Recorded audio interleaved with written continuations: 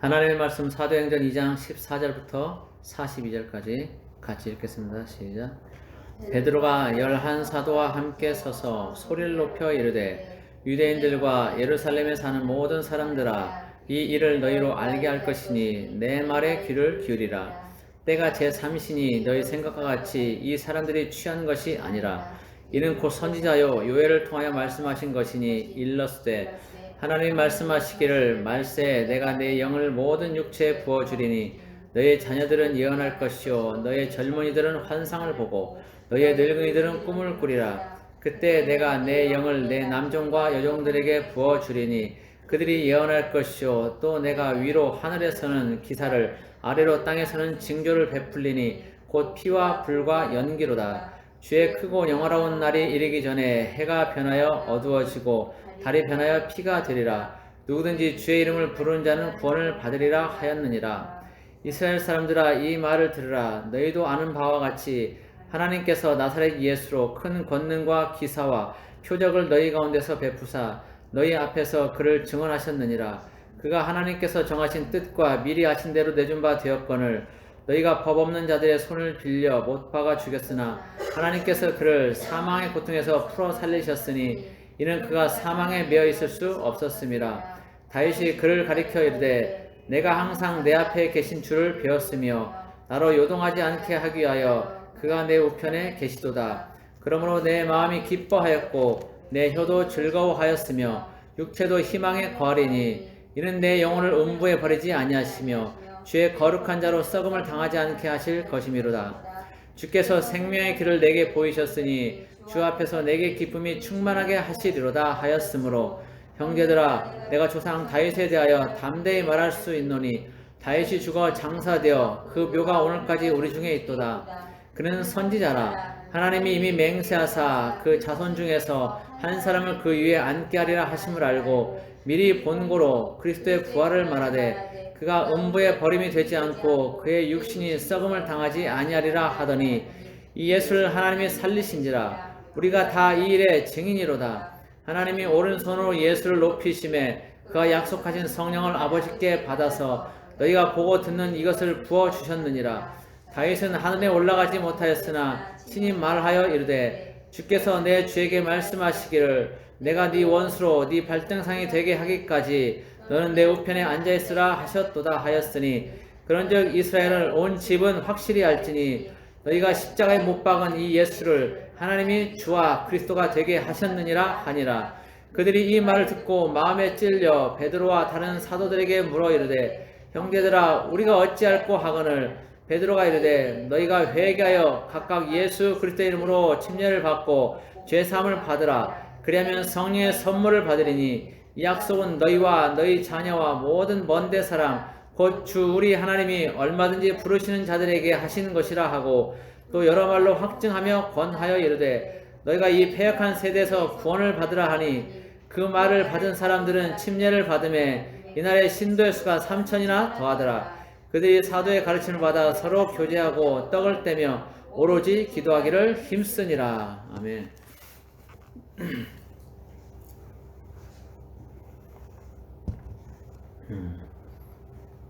네, 좀 읽는 게 좀 길었죠. 자, 이 앞에 지난주에서 보면은 약 120명의 그 성도들이 이 120명에는 예수님의 어머니와 형제들도 포함되어 있었죠. 평소는 예수님을 선지자로도 또 하나님 아들로도 인정하지 않았었는데 그들이 예수님의 부활과 승천을 경험하면서 직접 보면서 예수님을 하나님의 아들로 인정하게 되죠. 그러면서 이 기도 모임에 같이 동참을 하게 되는 겁니다. 그 120명의 성도들이 그 예수님의 말씀, 승천하시기 전에 하셨던 말씀에 순종을 해서 이제 다 성령 받기 위해서 모여서 온전히 기도합니다. 이 순종한다는 것은 주님이 하셨던 말씀, 그러니까 성령을 주실 건데 그 전까지 예루살렘을 떠나지 말고 머물러 있어라. 그래서 하나님 주신 선물을 받아라. 이제 그렇게 말씀하셨는데 그것을 이제 계속 순종해서 기다리고 있는 거죠. 그리고 약 7일 동안 예수님 승천하시고 나서 약 7일간 계속 날마다 모여서 온전히 온 마음으로 이제 기도를 하는 겁니다. 그리고 오순절에 성령께서 이제 각 성도들 위에 임하셔서 이제 모두가 각기 다른 언어로 성령께서 말하게 하시는 것을 이제 말합니다. 성령께서 말하게 하시는 것은 예수님에 관한 것들이죠. 복음에 관한 것들이에요. 그것을 이제 말하는 겁니다. 그런데 왜 말한다고 그랬죠? 왜 각기 다른 언어로 말하게 하신다고 그랬죠? 복음을 전하기 위해서. 그때 그 지역에 모여있던 사람들은, 그곳에 모인 사람들은 각 여러 나라 사람들이 모여있기 때문에 그들에게 한 번에 복음을 전하기 위해서는 각 나라 말을 하는 그런 것이 필요했던 거죠. 그래서 하나님께서 성령을 통해서 각 나라 사람들의 말로 복음을 전하게 하신 겁니다. 그래서 복음 전도의 효율성을 위해서 이제 성령께서 그렇게 역사를 하셨는데, 이 복음은 사람과 사람을 이렇게 통해서 전하게 돼 있어요. 그래서 미련한 전도의 것이라고 바울은 그렇게 얘기를 하고 있죠. 1대1로 이렇게 전도하는 것은 어떻게 보면 사람들에게, 다른 사람들이 볼 때는 미련하게 보일 수도 있어요. 한 사람 한 사람 해야 되니까. 그러나 하나님은 그렇게 1대1로 또는 1대 여러 사람 해가지고 복음을 전하는 것을 그걸 정석으로 하십니다. 천사들을 통해서 또 직접 이렇게 복음을 얘기하진 않아요. 사도행전에 보면은 그런 얘기들이 많이 나옵니다. 사람을 통해서 역사하시는 것들을 볼 수가 있어요. 그래서 지금도 제자들을 통해서 하나님의 나라, 예수님이 하신 일들, 그 복음을 다 듣게 하는 겁니다. 자, 그런데 그렇게 제자들이 각 나라, 각 족속의 방언으로 그 나라 말로 말하는 것을 듣고 거기에 대해서 새 술에 취했다고 조롱하는 사람들이 있습니다. 항상 어디나 이렇게 말하는 사람들이 있죠. 꼭 거꾸로 가는 사람들 있어요. 뭔가 정석으로 가야 되는데 그걸 보고도, 자기 눈으로 보고도 그걸 반대하면서 꼭 거꾸로 말하는 사람들이 있어요. 악한 사람들이죠. 새 술에, 성령께서 역사하시는 것을 새 술에 취했다고 조롱하는 거예요. 이 사람들은 성령 해방죄에 해당되는 거예요. 본인들은 모르죠. 근데 그런 조롱하는 말을 듣고 베드로가 이것에 대해서 알려주겠다, 이것이 무엇인지 알려주겠다고 말하면서 큰 소리로 말하고 자신에게 귀를 기울이라고 말을 합니다. 그리고 그 내용은 성령의 역사가 일어나는 이 시점, 지금은 제3시, 즉 우리 시간으로 하면 오전 9시. 오전 9시니까 술에 취한 것이 아니라는 거예요. 그러면서 요엘서 2장의 말씀이 성취되는 것이라고 그렇게 얘기를 합니다. 우리 본문 17절부터 21절까지 한번 보시겠습니다. 17절부터 21절까지 내용이 요엘서에 나오는 그 내용들이에요. 같이 한번 읽어보겠습니다. 17절부터 21절까지 시작. 하나님이 말씀하시기를, 말세 내가 내 영을 모든 육체에 부어주리니 너희 자녀들은 예언할 것이요 너희 젊은이들은 환상을 보고 너희 늙은이들은 꿈을 꾸리라. 그때 내가 내 영을 내 남종과 여종들에게 부어주리니 그들이 예언할 것이요 또 내가 위로 하늘에서는 기사를, 아래로 땅에서는 징조를 베풀리니 곧 피와 불과 연기로다. 주의 크고 영화로운 날이 이르기 전에 해가 변하여 어두워지고 달이 변하여 피가 되리라. 누구든지 주의 이름을 부르는 자는 구원을 받으리라. 이것이 이제 요엘서에 나오는데, 이 말씀이 지금 성취되어서 성령께서 임하셨고 그리고 각 나라 족속의 방언대로 이렇게 얘기를 하고 있다는 겁니다. 자, 그 내용을 보면 하나님의 영이 부어지고 또 마지막 때가 되면 여러 가지 징조가 있게 된다는 겁니다. 그리고 그 징조는 피와 불과 연기라고 얘기를 하고 있어요. 그리고 뒤에 부분에 보면 달이 피가 된다고 얘기를 하고 있는데, 요한계시록 6장 12절에도 보면 여섯째 인이 떨어질 때 달이 핏빛으로 변한다라고 얘기를 하고 있어요. 그리고 또 여러 가지 재앙으로 인해서 불과 연기가 있게 될 건데, 이것 역시 요한계시록 9장 17절에 보면 여섯째 나팔을 불 때 불과 연기가 나오는 것을 볼 수가 있어요. 요한계시록에 보면 이제 여섯 인 떼면서 여섯 나팔 그리고 여섯 대접, 이 재앙들이 있게 되는데, 그때 이제 이런 징조들이 있게 된다는 겁니다. 마지막 때 여러 가지 이런 재앙들과 징조들이 있게 된다는 건데, 그때 주의 이름을 부르는 자는 누구든지 구원을 받게 된다는 거예요.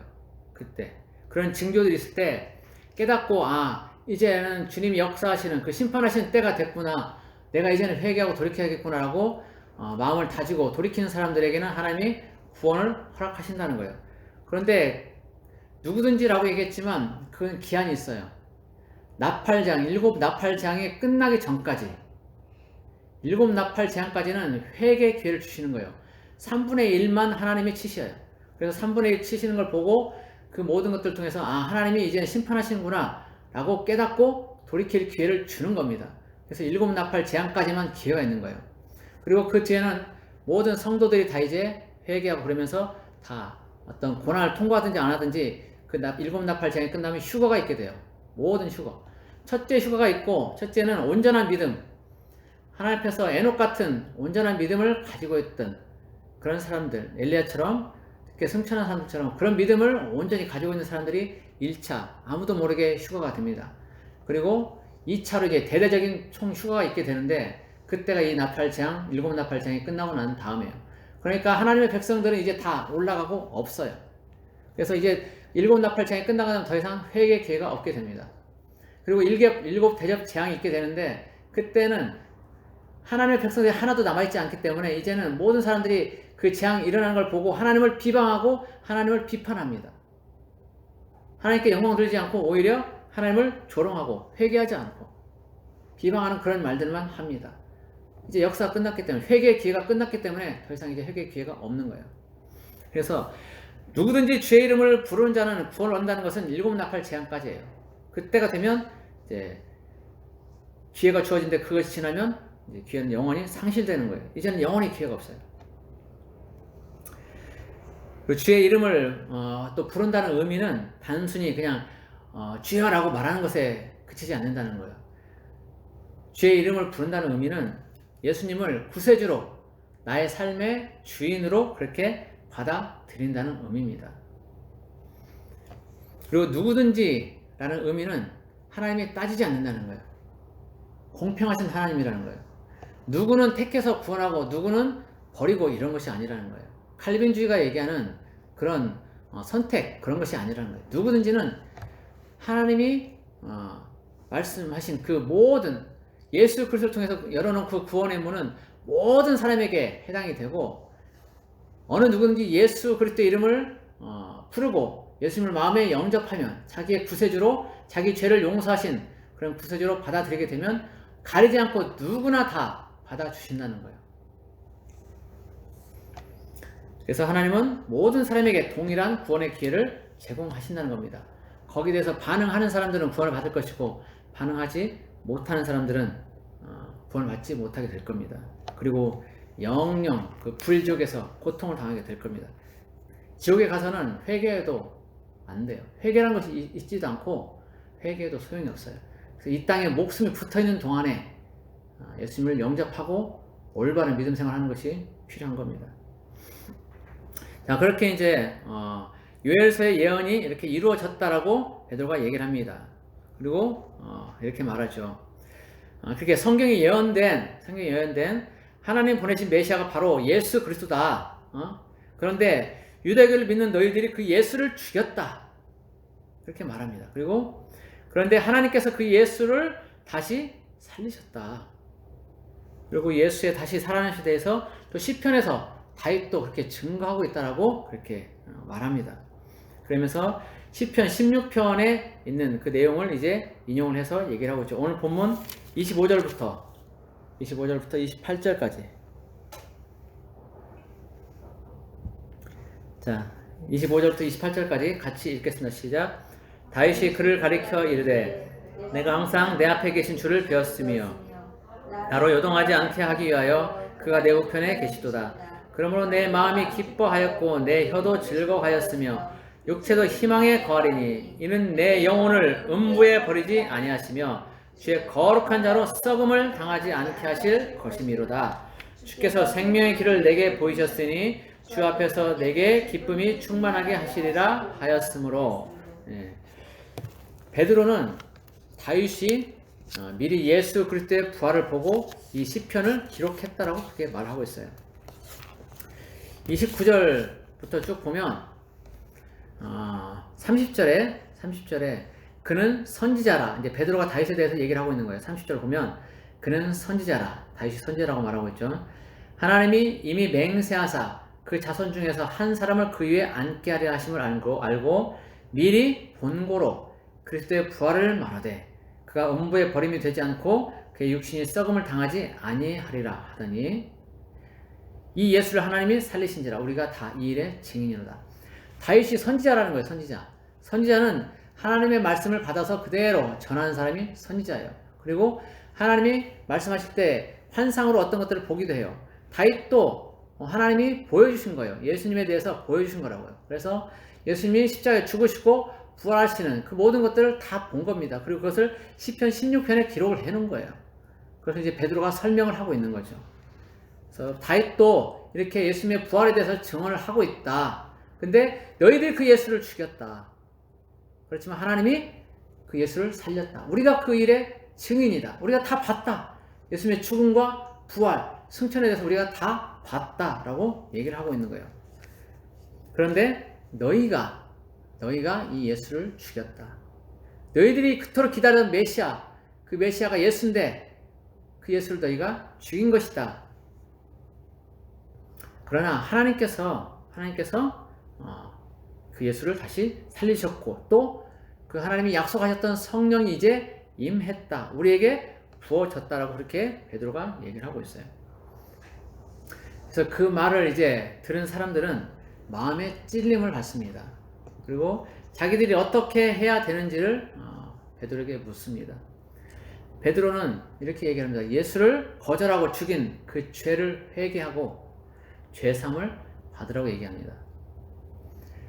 그 사람들이 예수님이 그토록 많은 이적과 표적을 보이면서 하나님의 아들인 것을 보여줬고 또 말씀으로도 하나님의 나라에 대해서 얘기를 하시면서 천국이 이러하다라고 다 설명을 해주고 정말 필요한 것들을 다 얘기를 해줬는데 그들이 믿지 않고 자기들의 이익 때문에 자기들의 어떤 가지고 있는 것들을 놓치지 않기 위해서 특히 사내들인 공회의원을 중심으로 모든 사람들이 예수님을 십자가에 못 박아 죽인 겁니다. 예수님을 하나님의 아들임에도 불구하고 인정하지 않고 거절하면서 죽인 거예요. 그러나 지금이라도 너희가 그 예수를 거절하고 죽인 죄를 회개하고 죄사함을 받으라고 얘기를 합니다. 그렇게 해서 그 말을 들은 사람들은 베드로의 말을 그대로 믿고 예수님을 영접하고 침례를 받게 됩니다. 그리고 그 수가 그날에 3,000명이나 되었다라고 얘기를 합니다. 이 사람들은 다 기본적으로 하나님에 대한 지식이 있는 사람들이죠. 그리고 메시아를 기다려왔고 단지 이제 그 메시아, 자기들이 기다리는 메시아가 예수 그리스도다라는 것을 인정하기만 하면 되기 때문에 그날에 3,000명이나 회개할 수 있었던 거예요. 그러나 지금은 그 일이 그렇게 일어나진 않죠. 우리들은 예수님에 대한 산 지식도 없고 또 하나님에 대한 기본적인 지식도 많이 없어요. 그래서 믿지 않는 사람들이 갑자기 예수님을 3,000명이나 믿는 일들은 일어나진 않습니다. 그래서 지금은 1대1로 우리가 다른 사람들에게 복음을 전할 때 예수님을 믿게 되는 일들이 일어나게 됩니다. 근데 여기서는 3,000명이나 이렇게 회개하고 돌아왔지만 지금도 예수님에 대한 얘기를 들으면서도 회개하지 않는 사람들도 있어요.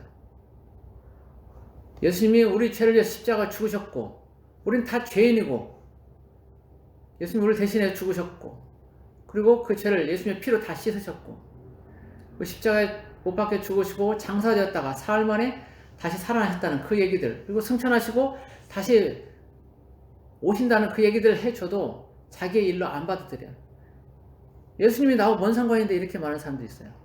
안 믿는 사람들이 있어요. 전해줘도 안타까운 거예요. 가장 불쌍한 사람이 교회 다니다가 지옥 가는 사람이라고 얘기하잖아요. 차라리 교회 밖에 있어서 예수님을 모르면 그런 사람들은 그냥 그런갑다 해요. 근데 교회 안에 있어서 예수님을 잘 믿고 예수님에 대해서 듣고 그러면서도 온전히 믿지 못하고 딴 길로 가는 사람들 예수님을 온전히 영접하지 못하는 사람들 그 사람들이 가장 불쌍한 사람들이 되는 거예요. 그리고 마지막까지 예수님을 믿었다 하더라도 그 믿음을 지키지 못하는 사람들 마지막 때가 되면 예수님을 부인하는 일들이 있게 돼요. 짐승의 표가 있게 되고 그 짐승의 표를 받지 않으면 먹고 산 일이 아주 이제 불가능하게 되기 때문에 그때 짐승의 표를 받아야 되는데 그때 가서 이제 예수님을 부인하는 그런 일들이 있게 된다는 거예요. 그래서 교회 다니면서 마지막까지 예수님을 온전히 신뢰하지 못하는 그 사람들이 불쌍하고 교회 다니면서 예수님을 마음에 영접하지 못하는 사람들 자기의 구원자로 받아들이지 못하는 사람들이 제일 불쌍한 사람들이 되는 거예요. 우리는 이런 불쌍한 사람들의 대열에 끼면 안 돼요. 어차피 교회 와서 예수 믿고 예수님에 대해서 들었는데 왜 지옥에 가야 돼요? 왜 지옥에 가야 되냐고. 어차피 교회 안에 있으면 천국에 가야죠. 천국 가려고 교회 오는 거 아니에요? 지옥 가려고 교회 오는 거 아니잖아요. 천국 가려고 오잖아요. 그러면 온전히 예수 믿고 믿음 잘 지켜서 천국 가야죠. 우리 모두가 다 그렇게 되기를 소망합니다. 하나님은 항상 구원의 문을 우리에게 열어 놓으십니다. 아무도 차별하지 않아요. 아무도. 아무리 뭐 잘생기고 못생기고 또 돈이 많고 적고 학벌이 좋고 나쁘고 늙었고 젊었고 권력이 있고 없고 그 외 아무것도 따지지 않습니다. 우리 모두를 구원의 방주에 초청하십니다. 천국에 초청하세요. 우리는 그 초청을 받아들이기만 하면 돼요. 누가복음 14장 16절부터 24절까지 보면 어떤 사람이 잔치를 베풀고 사람들을 잔치에 초대하는 이야기가 나옵니다. 많은 사람들을 잔치에 초대하는데 그 초대받은 사람들이 거절합니다. 거절해요. 어떤 사람은 밭을 샀기 때문에 가봐야 되니까 그 잔치에 못 가겠다 그러고, 또 어떤 사람은 소를 샀는데 소 시험하러 가야 되니까 못 가겠다, 잔치에 못 간다 이렇게 얘기하고, 또 어떤 사람은 장가 들었기 때문에 못 간다 이렇게 얘기합니다. 이미 이 전에 잔치 초대를 먼저 1차로 합니다. 그래서 몇 월 며칠 날 우리 집에 잔치가 있으니까 오세요라고 1차 초대를 했거든요. 그리고 이제 잔칫날이 되어서 오세요라고 또 종들을 보내서 얘기를 했더니 나 못 가 이렇게 되는 거예요. 이들은 잔치에 초대받았지만 스스로가 거절해서 그 잔치에 못 들어가는 겁니다. 기회는 누구에게나 주어지지만 그 기회를 놓치면 영영 그 기회가 다시 오지 않습니다. 그 잔치 초대받았던 사람들, 거절했던 사람들, 그 사람들 하나도 그 잔치에 못 들어가요. 누가복음 14장 24절에 이렇게 말씀해요. 내가 너희에게 말하노니 전에 청하였던 그 사람들은 하나도 내 잔치를 맛보지 못하리라. 하나님이 이렇게 말씀하세요. 우리에게 지금 예수 그리스도를 믿으라고 초청하시고 천국에 오라고 초청하는데 예수님을 받아들이지 않는다? 그러면 다시 기회가 없을 수도 있어요. 우리가 늙어 죽는다는 그 전제를 할 때는 늙어 죽기 전에 믿으면 되겠죠. 그러나 우리에게는 그런 것이 없어요. 늙어 죽는다는 보장이 없는 거예요. 올 때는 순서가 있지만 갈 때는 순서가 없습니다. 아직 목숨이 붙어 있을 때, 이 땅에 살아 있을 때가 기회입니다. 우리가 언제 어떻게 죽을지 알지 못해요. 이태원에 간 애들이 그때 죽을지 알았겠어요? 그 젊은 애들이? 몰랐죠. 근데 한 번에 그렇게 많이 죽었잖아요. 알 수 없는 거예요, 인생은. 언제 어떻게 될지 모르는 거예요. 그렇기 때문에 지금 예수에 관한 얘기를 듣는 때가 기회고, 지금 우리가 살아있을 때가 기회가 되는 거예요. 우리가 살아있다고 살아있는 게 아니라는 걸 기억해야 돼요. 전도서 8장 7절에 보면 이렇게 말씀합니다. 사람이 장래일을 알지 못하나니 장래일을 가르칠 자가 누구이랴. 또 17절에 보면 또 내가 하나님의 모든 행사를 살펴보니 해 아래에서 행해지는 일을 사람이 능히 알아낼 수 없도다. 사람이 아무리 애써 알아보려고 할지라도 능히 알지 못하나니 비록 지혜자가 아노라 할지라도 능히 알아내지 못하리로다. 앞일을 알 수 없다는 거예요. 아무리 똑똑하고 잘난 체 해도 앞일을 알 수 없다는 거예요. 언제 죽을지 살지 알지 못한다는 거예요. 오직 하나님만이 그 생명의 주관자가 되신다라는 겁니다. 그러니까 우리가 살아있을 때 잘 해야 된다는 거예요. 똑바로 예수 믿고 믿음 생활 똑바로 해야 된다는 얘기입니다. 믿음 생활 대충 하다가 오늘 하나님이 너 이리 와 해버리면 어떻게 할 거예요? 하나님 저 아직 준비 안 됐어요. 그렇게 말할 거예요? 아니잖아요. 못해 그때는 말하고 싶어도 못한다니까요. 늦어요. 하나님을 온전히 믿지 못하고 하나님 말씀대로 온전히 살지 못하는 그런 삶을 살다가 하나님이 너 이리 와 하면 그때는 늦는 거예요. 그러니까 오늘 지금 똑바로 살아야 돼요. 믿음 생활 똑바로 해야 되는 거예요. 어영부영 그렇게 신앙생활 하려고 하지 말고 똑바로 해야 돼요. 똑바로. 기회는 지금이 기회인 거예요. 지금이. 여러분들 할 일 많죠? 이것저것 회사도 다녀야 되고 공부도 해야 되고 할 일 많죠? 공부하면 뭐 할 거예요? 회사 다녀서 돈 벌면 뭐 할 거냐고. 지금 믿음 생활 똑바로 못해서 하나님이 너 지금 와 그래갖고 불려가면 천국 못 가는 거예요. 농담인 것 같아요? 내가 지금 농담하는 것 같아요? 천만에.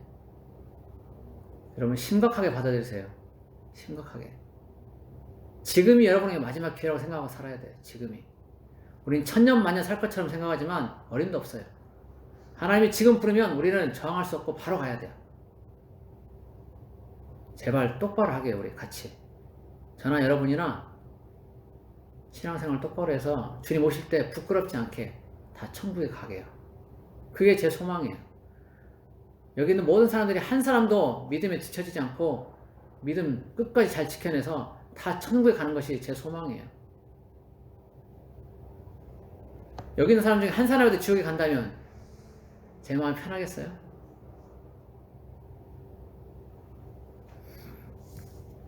어리석은 사람들은 자신들이 천년 만년 이대로 영원히 살 것처럼 그렇게 착각하면서 살아갑니다. 지혜로운 사람들은 자신들의 목숨이 하나님께 달려있음을 알고 겸손하게 하나님께 매달립니다. 그리고 하나님 본체이시며 우리를 대신해서 십자가에 죽으시고 부활하심으로 우리를 죄에서 구원하신 예수 그리스도를 믿고 마음에 받아들입니다. 부디 목숨이 붙어있는 동안에 오늘이라는 동안에 하나님이 우리에게 주신 그 구원의 기회를 놓치지 않고 잘 붙들고 또한 주님 다시 오실 때까지 믿음 잃지 않고 견고하게 서서 천국 잔치에 참여하고 천국 백성이 되는 지혜로운 우리 모두가 되기를 예수 그리스도의 이름으로 축복합니다. 기도하겠습니다. 고마우신 하나님 아버지, 성령이 임하시고 이제 방언하며 각 나라의 말로 제자들이 복음을 전했습니다. 그리고 그 복음을 들은 사람들은 회개하고 다 돌이켰습니다. 하나님 이제도 이 일들이 우리 가운데 있기를 원합니다. 복음을 듣는 모든 사람들, 예수 그리스도에 관해서 들은 모든 사람들이 다 예수 그리스도를 마음에 구세주로 영접하고 또 올바로 신앙생활을 해서 믿음 잘 지켜내서 주님 오시는 그 날에 참 잘했다, 충성된 종아라는 칭찬을 들으며 천국 백성이 되는 우리 모두가 되기를 원합니다. 하나님, 우리 모두가 지혜로운 자가 되게 하여 주옵소서. 어리석어서 하나님을 멀리하는 그런 자가 되지 말고 오직 지혜로운 자가 되어서 하나님의 말씀을 깨닫고 예수 그리스도가 우리의 구원자 되심을 깨닫고 알고 그 믿음 지켜내는 그런 사람들이 모두 될 수 있도록 주님께서 우리를 지켜주시고 인도하여 주옵소서. 우리 각자를 주님께서 붙들어 주시기를 원합니다. 감사하며 예수 그리스도 이름으로 기도드립니다.